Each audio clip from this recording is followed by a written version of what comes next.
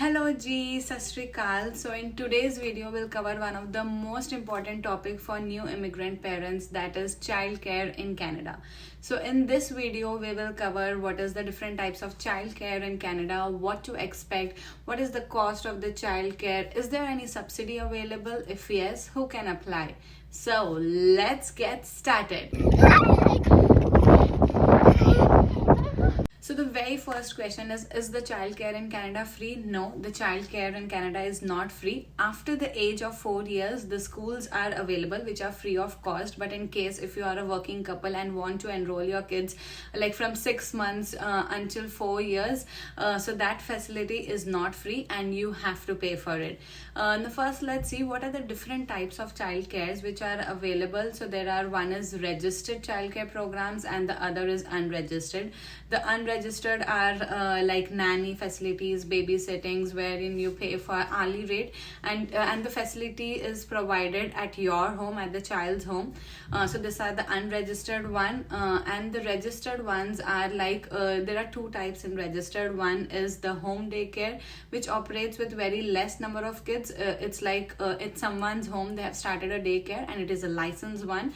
So there are very less number of kids. So the second type of registered daycares are the daycare center academies, which operate at a very large scale. So usually we have like different classes in them, like from starting from infant, toddlers and preschools, and they have lot number of kids with them. So these are two types of categories, like registered, unregistered. So in today's video, we'll cover mostly the registered part of it. So my son Zorawa goes to a registered daycare. Now the question is, what is the cost, how do we operate, and what are the hours of operation? So usually the cost will be somewhere around $500 ranging to $700, yes, and this is after 50% concession which the government has introduced from 2022. So it is usually in the range of $500 to $700 per month. So in case if you are planning, so please budget accordingly. So it is usually on the parents, based on what is the safety, what is the convenience, and how much cost they want to spend. They can select the daycares. They operate from morning 7 a.m. to 6 p.m. and all the daycares starts like from 7 a.m. To cater the working couples. So there are different classes. So you can start your kid as soon as he or she is 6 months old. So there are different classes like infant class, toddler class, and preschool, which are up to 4 years. And in case if you want to join them after school programs, then that is also available. Now what are the programs which they offer? So it mainly depends on which class your kid is. I'll talk about for preschool because my son Zorawa is going for a preschool. So in almost all the preschools, food is provided.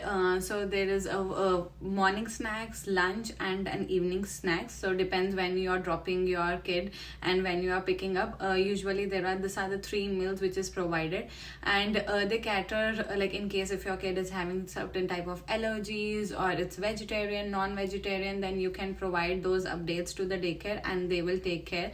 And the food is really healthy. I have seen particularly with my son, like there are different type of things which they give, so it's very healthy and nutritious. So from that part, yeah, I don't have to worry upon like how they are going to feed and what is the food which is provided. And the food is usually prepared in the daycares. In case if they don't have a kitchen for themselves, then they order it, like they bring it from some place who are cooking it by themselves, and it's not like all the packed foods, it's homemade food. The next question is, what does the daycare's curriculum cater? So they take care of your communication, your literacy. There are body break activities, cognitive skills, and whatnot. So I see a huge difference for my son, like when he started with the preschool and now when he is ending like after almost six months. So yeah, you can see a huge difference. So the schedule starts usually like morning when they come, there is a circle time, then there is a morning snack, again then there is some type of activities like the color stickers or something of that sort.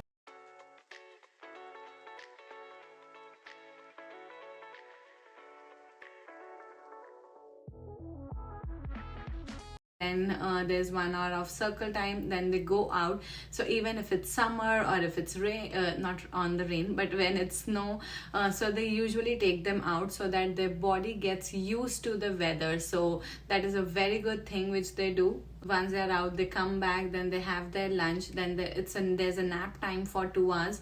So they sleep in school for 2 hours, and there are very good beds which are provided to them, which is very hygienic and very clean.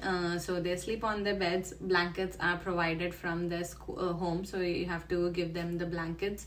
Then once they wake up, there is again a circle time, some kind of an activity. Then they go out for 1 hour, again come back, have their evening snacks. So the curriculum wise, you will not face any issues. So it's very good, and you can see a drastic improvement in your kids with respect to either social skills or emotional or other skills which are there. So now this is the curriculum part of all the daycares. Usually this is the program which they cover. Now the other important question is there any childcare subsidy available?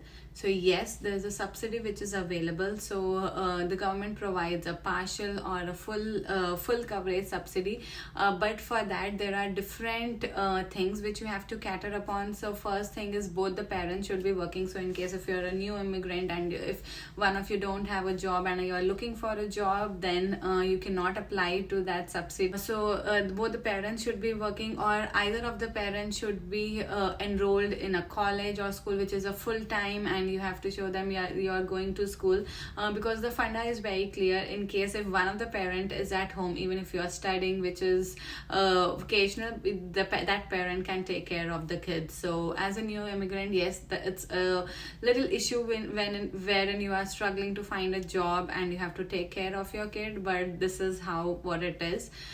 So you can apply for the subsidy based on like in case if you both are working and if you have a job, then yes, you should apply for a subsidy. So for applying for a subsidy, you can just Google it for the childcare subsidy, and you will get, there's a form you have to fill, and a case worker will reach out to you. In case if you find it difficulty in filling the form, you can reach out to the settlement worker who can help you in filling the form and applying for childcare subsidy. The other important thing to consider is the daycare usually has a very, very long waiting list. So in case if you have decided that you are staying in some area, then please figure out what are the different daycares around you and start applying. Even if you are planning that your kid will go after like 3 months, 4 months, so please make an appointment and enroll yourself so that you are in wait list. So in this case, we have been very lucky because we got the spot on the same day and we had to just pay the fees and just apply. Plan in advance because there's a huge wait list in the daycare and also for the childcare subsidies.